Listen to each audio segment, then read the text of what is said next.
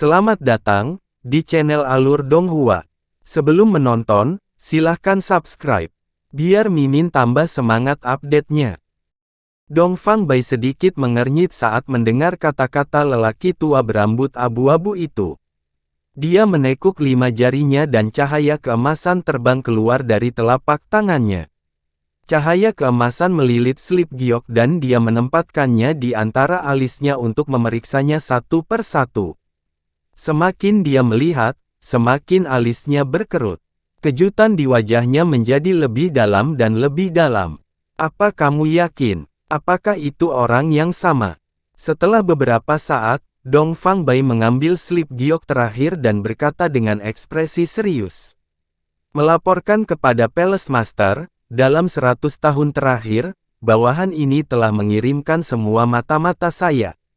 Meskipun kekuatan mereka tidak bagus, mereka masih cukup mampu untuk mengumpulkan informasi. Kami pertama kali menyelidiki dari Northern Frost Celestial Realm. Kami menemukan bahwa ketika Istana Surgawi Frost Utara memusnahkan Bai Lian dari Sekte Naga Lilin, Han Li ini telah memasuki pandangan mereka, tetapi pada saat itu, dia menggunakan alias Li Feiyu. Lu Yun berkata dengan suara tajam. Putraku Tao Yu dibunuh olehnya selama periode ini, kata Tao Ji dengan ekspresi sedih. Sekte Naga Lilin memiliki kitab suci transformasi kata sejati, teknik kultivasi waktu. Saya pikir kekuatan hukum waktu berasal darinya. Dongfang Bai tidak memperhatikan Tao Ji dan berkata perlahan. Ya, di beberapa berita setelah ini, nama Li Feiyu juga muncul beberapa kali, tetapi setiap kali berita itu tidak jelas. Terlihat bahwa dia sengaja menyembunyikan jejaknya. Selain itu, nama Li Han juga muncul beberapa kali. Beberapa karakteristiknya juga sesuai dengan Han Li ini. Sangat mungkin itu juga aliasnya. Lu Yun mengangguk dan berkata, bagaimana ini mungkin? Menurut apa yang Anda lihat di slip giok ini, Han Li ini hanya menghabiskan beberapa tahun, namun dia sudah tersebar di wilayah glasial utara, wilayah gunung hitam, wilayah bumi hitam, wilayah dunia primordial, dan beberapa alam abadi lainnya. Dan menilai dari waktu, beberapa peristiwa besar di daerah ini tampaknya ada hubungannya dengan dia. Dongfang Bai berkata dengan ragu. Menurut penyelidikanku, penghancuran Sekte Naga Lilin, kemunculan Netherfrost Celestial Mansion, dan pembukaan kembali Sekte Kata Kebenaran semuanya cocok. Ada juga sejumlah kecil bukti untuk membuktikan bahwa dia telah berpartisipasi di dalamnya. Selain itu, kematian Gongsu Tian dan Gongsu Jiu dari klan Gongsu tampaknya terkait dengannya, kata Lu Yun. Semakin banyak Dongfang Bai mendengarkan, semakin serius ekspresinya. Setelah insiden di Sekte Kebenaran, kemana dia pergi? Mengapa dia tiba-tiba muncul di alam abadi asal emas kita? Tuan Asgard, tolong lihat ini dulu. Lu Yun mengeluarkan slip batu giok lagi dan menyerahkannya. Bukankah ini buletin kekaisaran perjalanan leluhur Dao Feng Qingsui ke dunia debu? Dongfang Bai mengambilnya dan segera memeriksanya, matanya penuh keraguan. Selama perjalanan ke dunia debu ini, banyak orang yang muncul di reruntuhan Sekte Kebenaran juga muncul di sana. Karena itu, saya percaya bahwa Han Li kemungkinan besar juga pergi ke sana. Setelah itu, untuk beberapa alasan yang tidak diketahui, dia tiba di alam iblis dan kemudian kembali ke alam abadi. Lu Yun melirik Tao Ji saat dia selesai berbicara. Begitu suaranya jatuh, aula menjadi sunyi, dan semua orang berpikir keras. Wajah Tao Ji berubah menjadi hijau dan merah, tapi kemudian dia sepertinya memikirkan sesuatu. Butir-butir keringat mengalir dari dahinya, dan wajahnya penuh ketakutan yang berkepanjangan. Orang ini memiliki hubungan dekat dengan kuil samsara, dan dia dapat berkeliaran di antara wilayah utama tanpa terluka. Kultivasinya terus meningkat. Bagaimana menurutmu? Dongfang Bai mencondongkan tubuh ke depan, menatap orang-orang yang hadir, lalu bertanya. Belum lagi kekuatannya saat ini, hanya kecepatan kultivasinya yang menunjukkan bahwa identitasnya tidak sederhana. Untuk dapat berhubungan dengan kuil samsara dan ras iblis pada saat yang sama, saya khawatir latar belakangnya dia tidak sederhana. Pisau hitam berkata setelah diam lama. Jika Hanli ada di sini, dia tidak tahu harus tertawa atau menangis. Bagaimana dia bisa membayangkan bahwa orang-orang ini benar-benar sampai pada kesimpulan seperti itu setelah menganalisisnya? Jadi, bukankah aku memprovokasi keberadaan yang tidak mampu aku provokasi? Setelah memikirkannya, wajah Tao Ji tiba-tiba menunjukkan ekspresi penyesalan. Tuan Asgard, Lu Yun membungkuk dan berkata perlahan. Meskipun pisau hitam tidak berbicara lagi, jelas bahwa dia juga menunggu Dong Fang Bai membuat keputusan. Dong Fang Bai berdiri dari tahta naga emas dan perlahan mondar-mandir. Alisnya dirajut erat, dan pikirannya berputar dengan cepat. Setelah berpikir lama, dia berhenti, memandangi orang-orang, dan berkata, "Tidak peduli apa kultivasinya, tidak peduli latar belakangnya, selama itu terkait dengan hal itu, aku ingin kamu melacaknya. Setelah Anda menemukan jejaknya, ingatlah untuk tidak bertindak tanpa izin.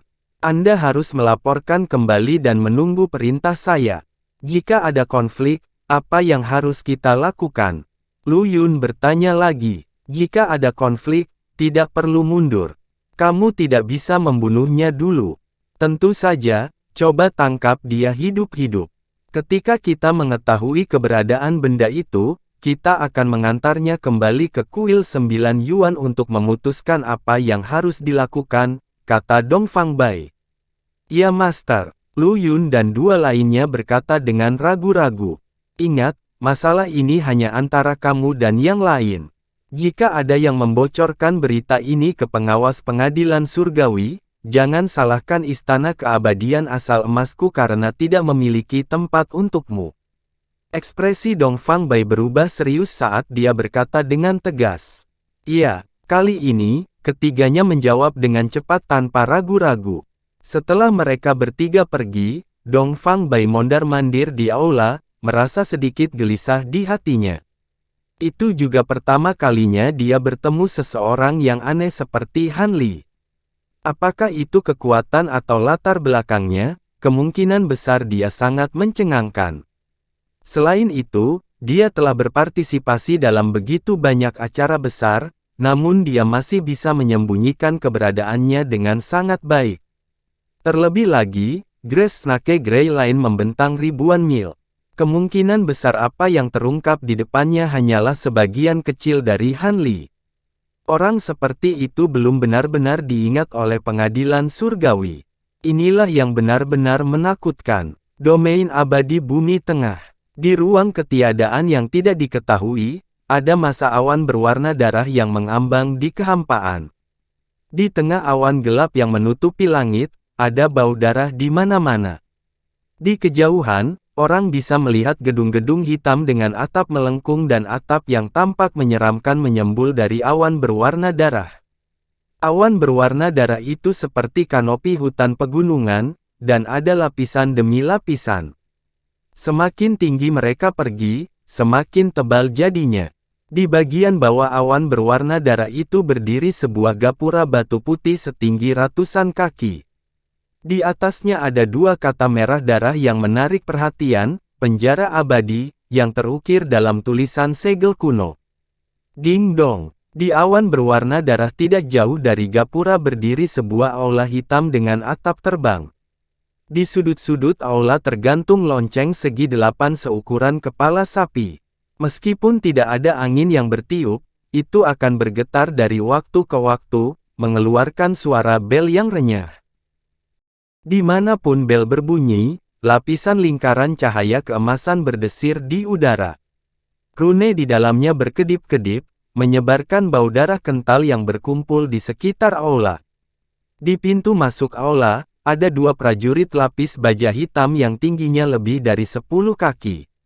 Keduanya memiliki wajah hijau dan taring yang ganas, dan mereka memiliki punggung beruang dan pinggang beruang. Salah satunya memegang kapak raksasa, sementara yang lain memegang tombak. Kedua mata mereka merah, dan mereka tampak cukup ganas. Pintu aula yang mereka berdua jaga terkunci rapat. Di atas pintu tergantung papan horizontal besar dengan 3 kata emas, Hall of Judgment, yang ditulis dengan warna merah dengan latar belakang hitam. Di dalam aula, 2 baris pilar vermilion berdiri berdampingan. Di atas pilar tergantung sejumlah lempengan besi dengan pola binatang. Di piring, ada kata-kata seukuran kepalan tangan yang terukir dalam tulisan segel. Tanpa kecuali, isi piring semuanya dimulai dengan 2 kata, Singki. Misalnya, pemenggalan kepala Singki, hukuman atas pemberontakan dan kejahatan, pemusnahan Singki, hukuman atas pembunuhan manusia tanpa pandang bulu, hukuman karena menyalakan lentera langit, hukuman karena mengolah teknik terlarang. Aula itu remang-remang, dan anglo digantung tinggi di atasnya. Gugusan api merah tua bergoyang samar di dalam. Di kedalaman aula, di depan meja besi hitam lebar, berdiri sesosok tubuh tinggi dengan punggung menghadap pintu aula. Penampilannya aneh. Tangan dan kakinya jauh lebih panjang dari orang biasa, dan telapak tangan serta telapak kakinya lebarnya tidak normal, seperti kipas daun katail. Dia memegang meja dengan satu tangan dan slip giok di tangan lainnya. Tubuh bagian atasnya telanjang, dan kulitnya merah membara, dan ada lingkaran pola aneh yang terukir di atasnya. Di atas kepalanya, ada segumpal rambut merah seperti api, dan dari waktu ke waktu, ada bola api yang keluar dari sana. Jika Hanli ada di sini, dia pasti akan mengenali orang ini. Dia adalah salah satu dari 5 murid yang melayani di samping leluhur tua Miluo ketika dia melihatnya berkhotbah. Dia juga murid pengkhianat, Kimozi, yang telah mengkhianati leluhur tua. Api panas, api panas. Upaya telaten guru di tahun-tahun itu, percuma. Kimozi perlahan meletakkan batu giok di tangannya, menghela nafas. Sepertinya murid yang paling kamu sayangi masih dia, pada saat ini, di anglo tidak jauh darinya, wajah manusia yang menyala-nyala tiba-tiba muncul dan memuji. Awalnya, saya hanya berharap dia bisa menjauh dari pusaran air ini, tetapi saya tidak pernah berpikir bahwa dia akan tetap terlibat pada akhirnya. Meskipun Cirong selalu tidak dapat memenangkan hatiku, kali ini dia pergi ke sekte kebenaran untukku, tuannya. Saya tidak pernah berpikir bahwa mereka berdua secara tidak sengaja memasuki dunia debu, dan pada akhirnya, keduanya mati. Kimozi menghela nafas. Jadi bagaimana jika mereka mati? Bukankah mereka masih belum menemukan seni dunia fantasi 5 elemen?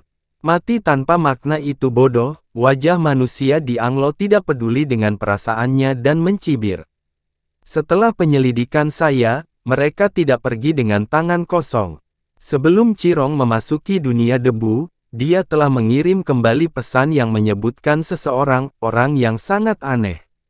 Sangat mungkin bahwa dia adalah orang yang paling diuntungkan dari penjelajahan reruntuhan sekte kebenaran, dan Five Elements Fantasy World Art yang lengkap kemungkinan besar ada di tangannya. Kimozi tidak peduli dan berkata perlahan. Siapa orang itu? Di mana dia sekarang? Wajah manusia yang menyala itu buru-buru bertanya. Nama orang itu adalah Hanli. Dalam 100 tahun terakhir, dia telah muncul di alam abadi asal emas. Mata Kimozi sedikit berkilat saat dia berkata, "Hehe, sepertinya sudah waktunya bagiku untuk mengambil tindakan. Setelah tinggal di penjara abadi ini begitu lama, aku sangat merindukan udara di luar. Mari kita setuju bahwa selama saya membantu Anda menangkap orang ini, Anda akan membiarkan saya membakar sungai dan merebus lautan sesuka hati. Jangan khawatir, saya sudah memilih tempat. Itu hanya tempat yang tidak mencolok di alam bawah, dan itu tidak akan menimbulkan masalah bagi Anda." Wajah manusia yang menyala-nyala itu terbang tinggi dan tergantung di atap, mengeluarkan tawa yang aneh. Kimozi tidak memedulikan kata-kata wajah yang menyala-nyala itu. Setelah merenung sejenak, dia meraih Anglo dan membuat gerakan meraih yang tampaknya santai.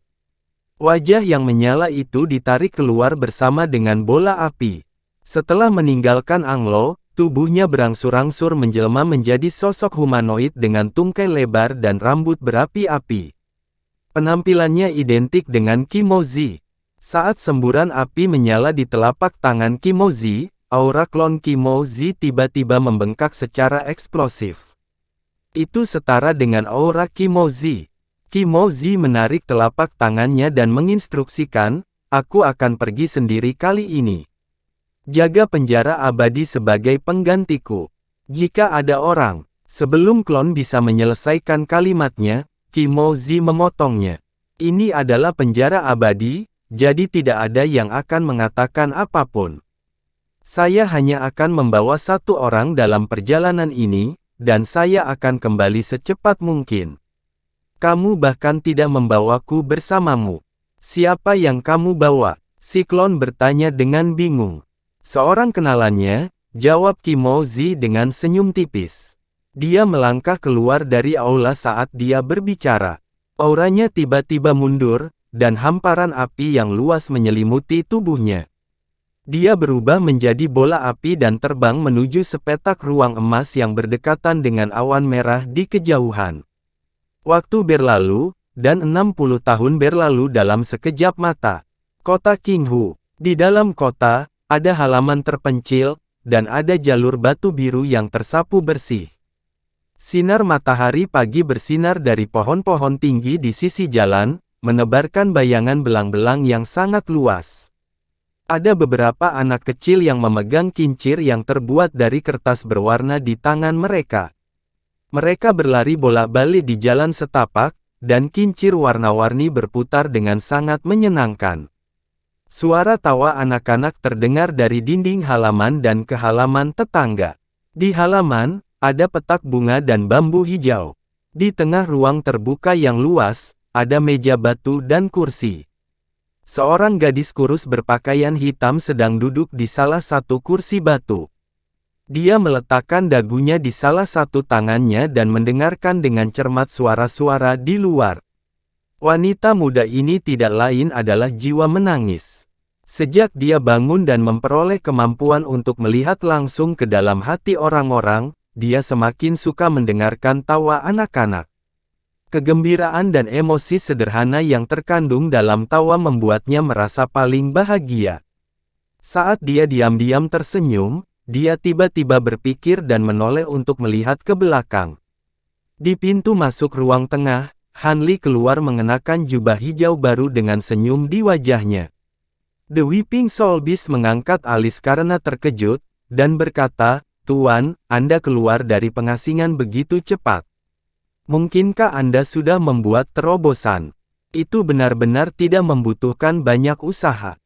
Sekarang banyak titik akupuntur mendalam saya telah dibuka, saya dapat mengembangkan seni ilusi 5 elemen hebat jauh lebih efisien. Karena itu, saya hanya membutuhkan waktu lebih dari 100 tahun, yang sesuai dengan harapan saya," kata Han Li sambil tersenyum. Apa yang tidak dia katakan adalah bahwa selama dia bersedia untuk melanjutkan kultivasi terpencilnya, itu hanya masalah waktu sebelum dia menerobos ke tahap akhir ranah dewa primordial. "Selamat, Guru." Ekspresi gembira muncul di wajah Weeping Soul Beast. "Terima kasih telah menjagaku selama ini. Bagaimana? Apakah sesuatu yang tidak biasa terjadi di klan Rubah Hijau?"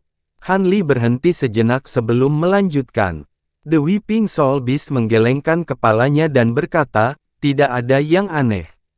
Setelah luka pemimpin klan mereka benar-benar sembuh, moral seluruh klan Rubah Hijau telah meningkat pesat. Seolah-olah mereka sekarang memiliki seorang panglima tertinggi, dan bahkan Sekte Kuda Emas tidak berani menimbulkan masalah lagi.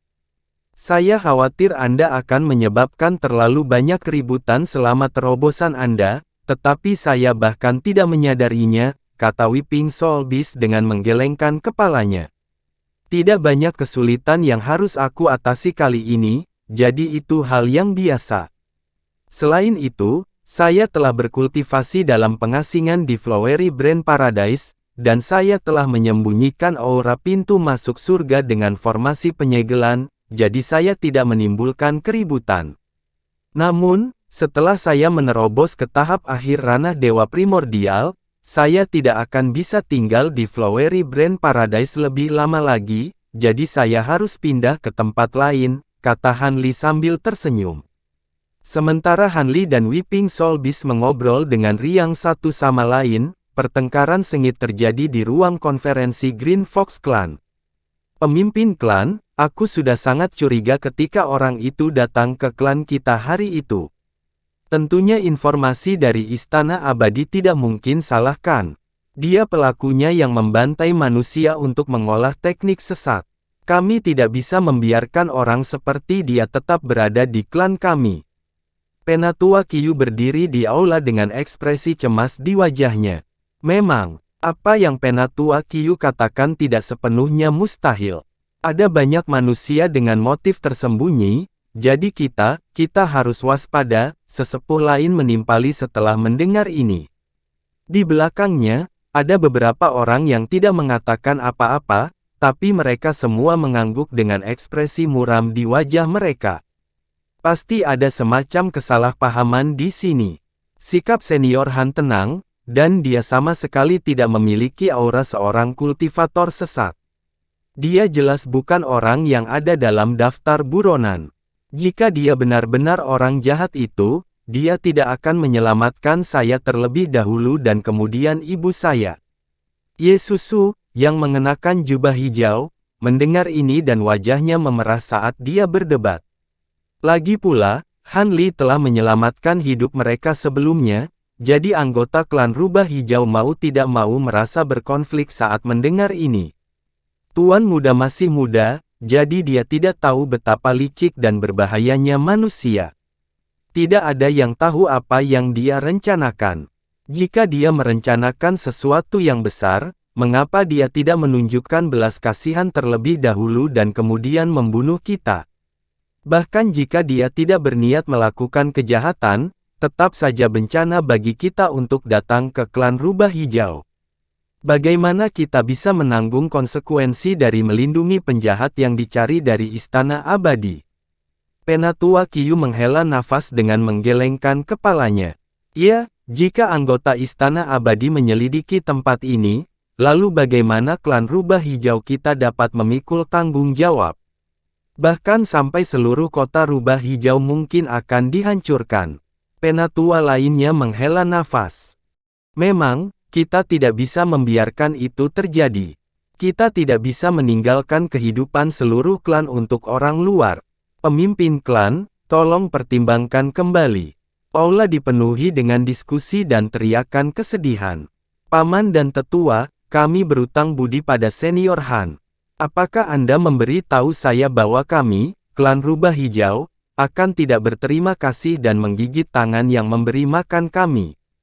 Teriak Yesusu setelah melihat mayoritas penatua mendukung lamarannya. Aula akhirnya menjadi tenang setelah tangisannya, dan sedikit rasa bersalah muncul di wajah semua orang. Pada saat ini, sebuah suara lembut tiba-tiba terdengar, saya mengerti apa yang ingin dikatakan semua orang. Ketika orang banyak mendengar itu, mereka semua menoleh untuk melihat wanita terhormat yang duduk di kursi besar. Itu adalah Ibu Yesusu, pemimpin klan Green Fox Clan, Ye Luo. Terlepas dari apakah informasi dalam daftar orang yang dicari Istana Abadi itu benar atau tidak, klan rubah hijau berhutang budi kepada senior Han. Kita tidak bisa menggigit tangan yang memberi kita makan, kata Ye Luo dengan tenang. Ibu, kamu bijak, Yesusu menganggukkan kepalanya. Namun, karena senior Han telah diincar oleh Istana Abadi, kita tidak bisa membiarkannya tinggal di klan. Kalau tidak, itu akan menjadi bencana bagi kita dan dia. Ye Luo melambaikan tangannya dan menyela Yesusu. Ekspresi Yesusu menjadi gelap saat mendengar ini. Meskipun dia berterima kasih kepada Han Li karena telah menyelamatkan hidupnya, dia sebenarnya cukup cerdas dan tahu bahwa kata-kata ibunya tidak salah. Dia hanya tidak mau mengakuinya sebelumnya. Sekarang setelah ibunya berbicara, dia hanya bisa diam. Semua orang menganggukkan kepala setuju. Banyak dari mereka menghela nafas lega. Susu, kamulah yang membawa senior Han ke klan. Hanya kamu yang bisa membicarakan hal ini dengannya. Pemimpin klan menurunkan matanya dan menatap putrinya. Ye Susu membuka mulutnya tetapi tidak mengatakan apa-apa. Dia menganggukkan kepalanya dalam diam. Kami tidak tahu siapa orang itu. Saya merasa tidak nyaman membiarkan tuan muda berbicara dengannya. Biarkan saya menangani masalah ini. Ekspresi Penatua Qiyu tenggelam saat dia buru-buru berkata, Elder Qiyu, Senior Han adalah dermawan dari Green Fox Clan. Dia memiliki hubungan yang baik dengan Susu. Karena itu semua karena dia, kata pemimpin klan rubah hijau sambil menggelengkan kepalanya. Penatua Qiyu, jangan khawatir. Biarkan Susu menyelesaikan ini. Ye Susu membungkuk dan berkata, ini, lupakan saja, aku akan pergi denganmu. Penatua Qiyu menghela nafas dan berkata, sekitar 1/4 jam kemudian, 2 lampu darurat tiba bersamaan dan mendarat di luar halaman terpencil. Anak-anak kecil di jalan setapak di samping halaman berteriak, kakak, kakak, dan mengelilingi mereka. Ye Susu tidak punya waktu untuk bercanda dengan mereka hari ini. Dia dan Penatua Qiyu pergi ke pintu halaman dan mengetuknya. Begitu suara, duduk, terdengar, suara laki-laki yang lembut terdengar dari halaman, silakan masuk. Ye Susu dan Elder Qiyu memasuki halaman, dan mereka disambut oleh pemandangan Han Li dan Weeping Soul Beast duduk di meja batu di halaman. Keduanya memegang secangkir teh, dan mereka menilai mereka dengan senyum di wajahnya. Senior Han. Ye Susu menyapa Han Li, tetapi ketika dia memikirkan tujuan kunjungannya, dia merasa lebih malu dan tanpa sadar menundukkan kepalanya. Penatua Qiyu berjalan melewati Ye Susu dan berdiri di depannya, matanya mengamati sekeliling dan akhirnya jatuh pada Han Li dengan ekspresi waspada. Karena Nona Ye dan Penatua Qiyu ada di sini bersama, kurasa ini bukan masalah pribadi. Juga, masalah ini ada hubungannya denganku, kan? Han Li tidak memperhatikan Penatua Qiyu. Dia menatap Ye Susu dan berkata dengan tenang. Ekspresi Penatua Qiyu menjadi gelap dan dia hendak mengatakan sesuatu. Tetapi Ye Susu mengangkat tangan untuk menghentikannya. Senior Han, tolong maafkan kekasaran saya. Ini seperti ini, Ye Susu melangkah maju dan memberitahu Han Li tentang surat perintah penangkapan yang dikeluarkan oleh Istana Abadi. Namun, dia tidak menyebutkan bahwa dia harus segera meninggalkan kota Qinghu. Han Li mendengarkan dengan ekspresi serius dan tidak bisa menahan tawa. Sejak kapan Istana Abadi menjadi begitu rahasia? Mengapa mereka mengajukan tuduhan tak berdasar untuk mencari masalah denganku? The Weeping Soul Beast tidak bisa berkata apa-apa. Ye Susu menghela nafas lega dan senyum muncul di wajahnya. Aku tahu Senior Han bukan orang yang kejam.